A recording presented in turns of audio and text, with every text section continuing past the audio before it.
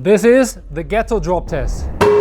And today we are bringing the frame, which is a fake frame, to EFBE and simulate years of riding on their test equipment. If you are new to this channel, this project is about documenting how we develop a mountain bike frame for gravity use. The frame combines CNC-machined aluminium lugs and filament-wound carbon tubes that are bonded together. With the first frame, we mainly validated the concept and the manufacturing process. Now we want to understand how the structure holds up on the EFBE test lab. This episode is about external approval of our concept, which is super important to go to market. What are the legal requirements? What is the testing protocols? And what is even the area of use? We will answer all of this in this episode, starting with Sascha from EFBE, giving us some insights about the norms and the compliance. So why do we even test in a lab? The reason is simple. We can't test 5 years and then launch the product. We have to make the whole lifetime of the product in a really fast and paced environment. And that is what EFBE can do, repeatable and in a safe, controlled environment. And this helps us to launch the product really fast. But there's other aspects we have to pay attention to. There is some norms and there are legal requirements, and maybe Sascha can educate us on that a little bit. If you want to bring a bike to market in Europe, you would need to make sure that it's a safe product. To do that, it helps to have standard compliance, which would be testing according to ISO 4210, for example. But this only covers basic requirements, safety requirements, and usually not for downhill or mountain bikes, but rather just cross-country, as we've seen before. Yeah. It's a different cup of tea. Wait.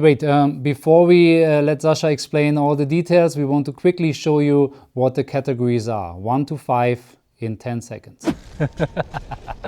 This is category 1. This is category 2. And this is category 3. This is category 4. This is category 5.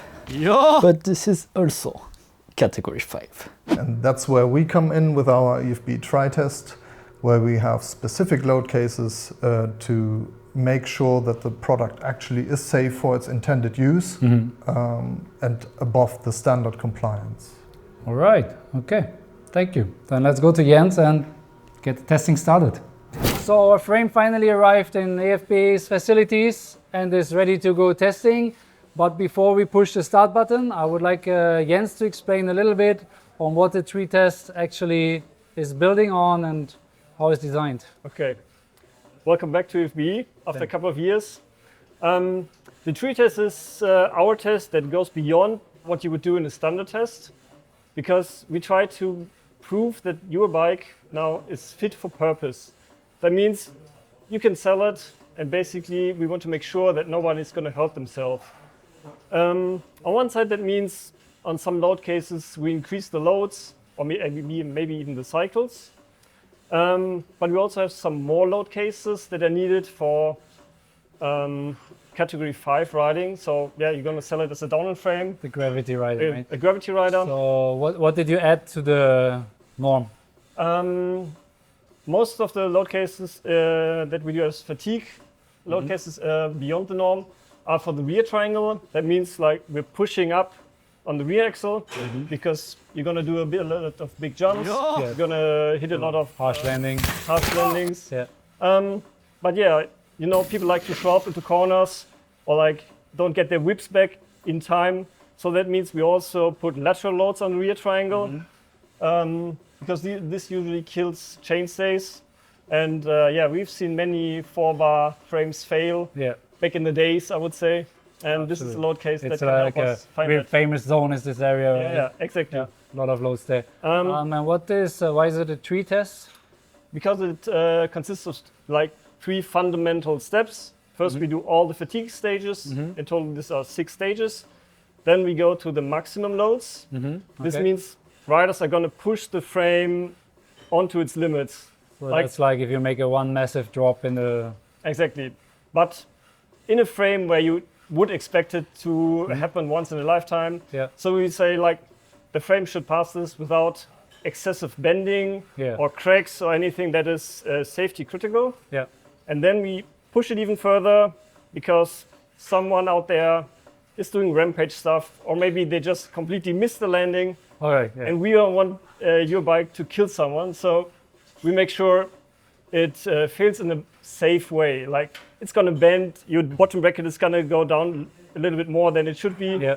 You're gonna notice, oh, this frame has been pushed beyond the limit, but we want to make sure like the head tube is not snapping off. So yes. Yeah, So there's deformation is accepted in the overload, exactly. but shouldn't kill anybody. All right, last video we asked you to give predictions where the frame would fail, and some people were actually going really deep. And some of you realized we have these huge cutouts here, that they're exactly in the side load stress area and cutting right through the fiber. It's definitely a critical area. Fortunately, we already removed it for the serial bike as we route the cables through this area. So it would be a shame if the frame fails here, but it's possible. Another area where we actually have some stomach pain with is this zone. Here the side loads are heavy, and it was showing some red areas in the FEM. Plus, this zone also experienced a high load of stress. One of the comments was also suggesting that the EFBE equipment is going to fail, so let's see how that is going. I highly doubt that. So let's see if it's going to fail there or if it's going to pass the test.